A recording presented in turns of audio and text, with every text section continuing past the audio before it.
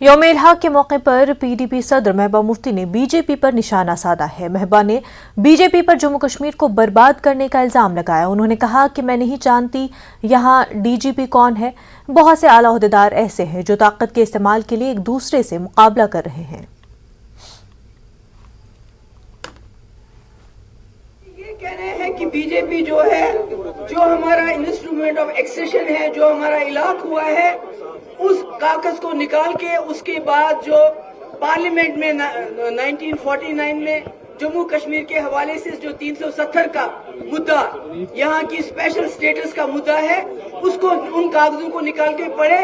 حریت، نان حریت، مین stream, وہ مقصد نہیں ہے۔ آج کا مقصد ہے صرف انسٹرومنٹ آف ایکسیشن۔ اس کو پڑھے، اس کو یاد کرے۔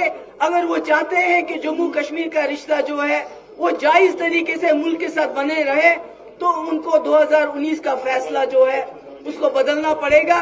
ادروائز یہ جو رشتہ ہے یہ چھٹی سے نہیں چلتا ہی، بلکہ ناجائز بن جاتا ہے۔